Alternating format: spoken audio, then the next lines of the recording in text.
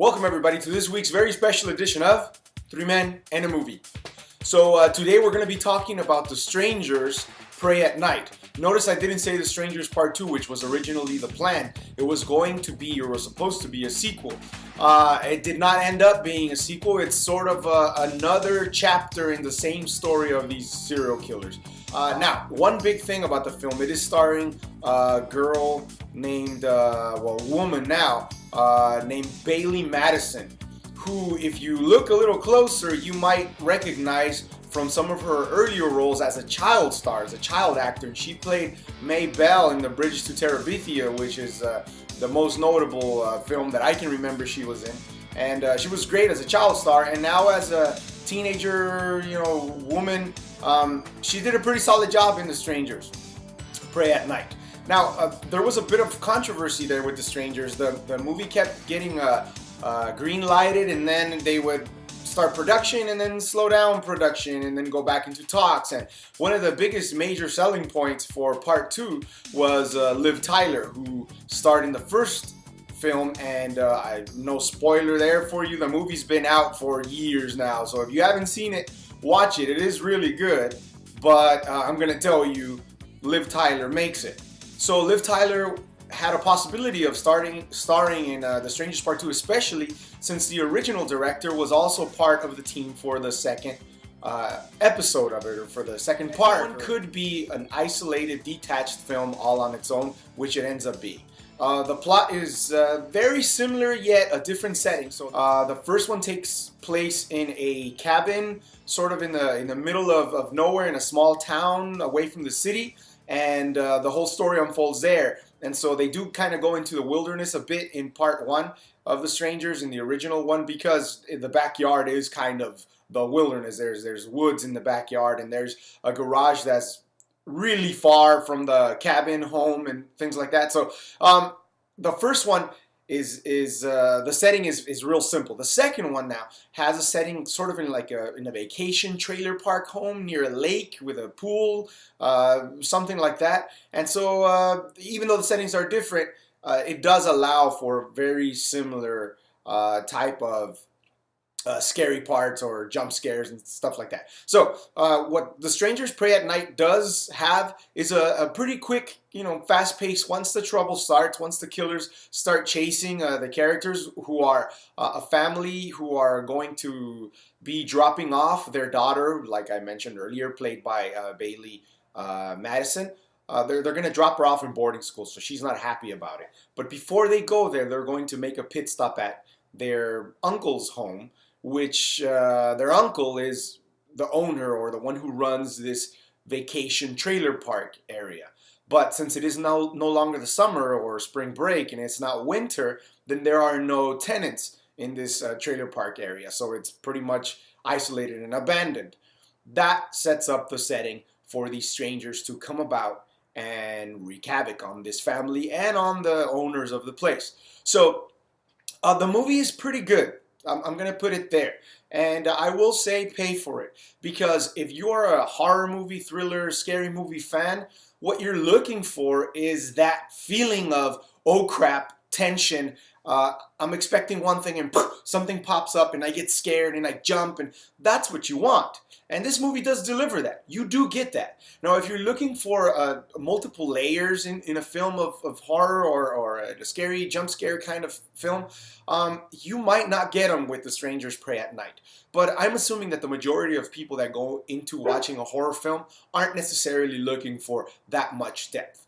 Me, myself, I do. If do get some of that depth, I'm pleasantly surprised. And I talk about the movie for an extended period, like I did with the original Strangers. And I've been waiting for the sequel, or for this, reboot of the movie to come out for a very long time. We're talking about a decade, a little bit short of a decade now. But this one doesn't have that depth, and even has some flaws in cinematography, which I'll talk about in a moment. But it gives you what you're asking for. You want to go have a fun, good time, eat some popcorn, watch a scary movie, jump a little bit, and then discuss that afterward with your family or with your friends or with your loved ones. You're gonna get that. So I'm gonna say pay for it. pay for it because it's a good thrill you'll get at the movie theater. All right. Now, here's the issue that I have if I'm being nitpicky and if I am looking for layers. The characters weren't quite developed. We get a sense of who they are as a family and stuff like that. And the biggest relationship that we see here is between the brother and sister, which is a pretty solid relationship. Even though when they first introduce you to their relationship, it seems a bit troubled. But, I mean, what brother-sister or sibling relationship isn't troubled, especially if they're both teenagers? So, I mean, you kind of expect that. The other thing is, there were a few scenes where there were some zoom shots that kind of left me with, like, you know, one of those cartoon question marks above my head. Like, why would they need these zooms? I still don't understand it, and I've been, you know, looking for the literature on it and reading articles and stuff to see like what the vision the director had behind that could be. Because if you watch a movie, you know, and it has a camera, a pan shot, or a shot from bottom up or something like that, there's an effect. There's something that they're trying to portray with that. The zooming stuff, I don't quite understand. When you watch the movie, you might notice it. And there's 3 very prominent zoom scenes where you're going to wonder, like, okay, is that supposed to tell part of the story? Is there something coming? And really nothing happens. There's no payoff from the zooms. So that left me with some questions. But like I said, I'm being nitpicky and looking for depth where maybe I shouldn't be.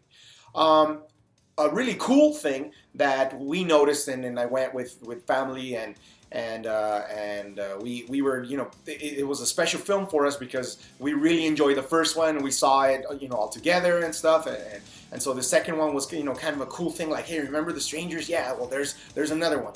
But another cool part that had us kind of, you know, talking was the soundtrack. It has a very strictly 80s soundtrack, which is great. And if you know, you look into Stranger Things and other shows that have kind of taken, you know, a page out of their playbook, the 80s throwback is really big right now. And I guess we're sort of moving into the 90s part 2, but the 80s music, I mean, it's solid, it's good, and we thought it was just, you know, good time stuff back in those days.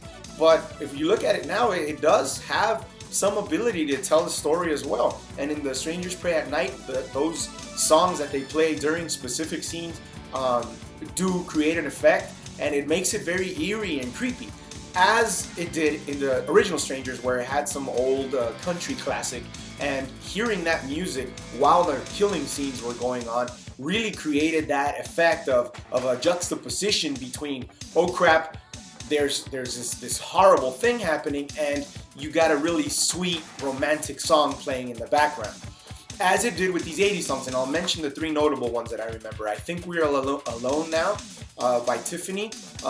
Total Eclipse of the Heart was also one.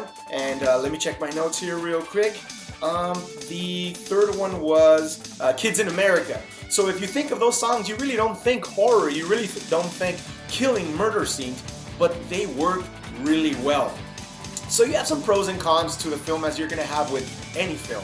But people, if you're going to see a scary movie, what you want is to be scared, to feel some tension, to get nervous, and then once you leave, talk about it for a little bit and sort of forget and move on to the next thing. That's what you want, and that's what you'll get. So pay for it. That's been this week's edition of 3 Men and a Movie.